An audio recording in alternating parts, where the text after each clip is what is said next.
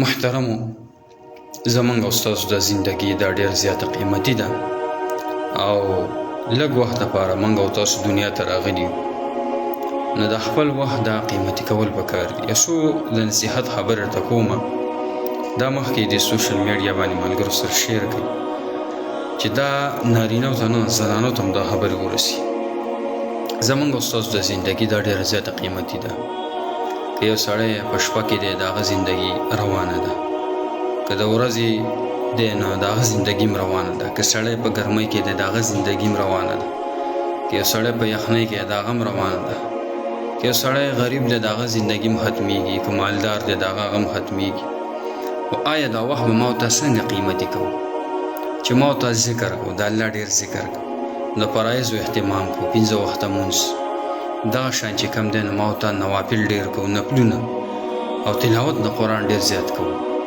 د مرګ نه پس پر سره دا قرآن ملګری زما ستا چې کله په قبر کې ډډه ولګي، که هغه نارینه دی او که زنانه ده، چې کله ډډه ولګي نو ما تا سره به څه ملګري، نیک اعمال به ملګري، پلار به پاتې شي، رونه به پاتې شي، د ښځې نه به خاوند پاتې شي، بچي به پاتې شي، د سړي نه به ښځه پاتې شي، بچي به پاتې شي. نو آیا په دغه ځای کې به زما ستا څوک ملګري؟ دغې دپاره به دلته تیاری کې خپل اولاد کې عالمان حافظان عالمانې حافظانې دا جوړ کړئ. دنیا یو څو ورځې زندګي ده، بیا به ستاسو دغه په کار راځي، بیا به د دین خدمت کوئ، زما ستاسو په کار راځي. ما ته له اوس دا یو سوچ په کار دی، اوس راله الله زندګي راکړې، په دې زندګۍ کې ما ته الله جل شانه ته متوجه شو او د الله ډېر شکر ادا کړو چې الله مسلمانان پیدا کړي. ځکه چې ته مسلمان یې، ستا ایمان دی، نه ستا هر یو عمل قبول دی. فرض که ډېر زیات خلک دی په دنیا کې کفار دي، کافران دي، د هغوی ایمان نشته، نو که ډېر نیک کارونه کوي خو د هغوی هېڅ هم قبول نه وي، ځکه چې ایمان نشته. ما ته الله ایمان راکړی. یو سبحان الله د دې قدر به د مرګ نه پس میلاو شي، د یو سورت یاسین ویلو قدر به د مرګ نه پس میلاو شي، پته به راته ولګي، معلوم به شي. داسې ډېرې خبرې دي، چا سره ښېګړه سړی وکړي، صدقاتو اهتمام کوئ، دغه شان د ښو اخلاقو اهتمام کوئ.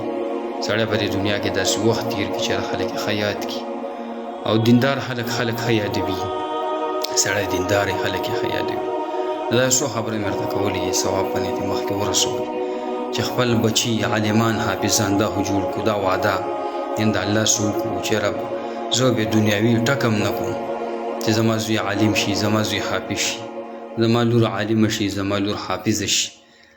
دا یو عهد وکئ. دغه بچی به ستاسو ما ته به لاړ شو قبر ته، خو دا به زما ستا په کارېږي، دا به دنیا کې ما تا ته به هغه اجر او ثواب رارسي. دغه شان په هر موړ کې د دین دعوت چلوئ چې زما ستا نه څومره کېږي. ګوره ډېر پریوتي خلک هغه د دین په وجه باندې الله چوت کړه.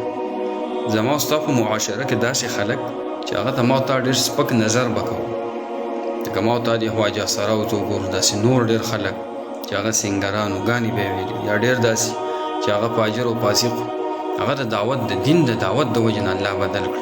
نو هر ځای کې که سړی په کور کې هم دعوت چلوي، که سړی خپل کار روزګار کې هم دعوت چلوي، او د دین خبره چې ما ته نن نه پس عام کړو، الله خوشحاله کړي.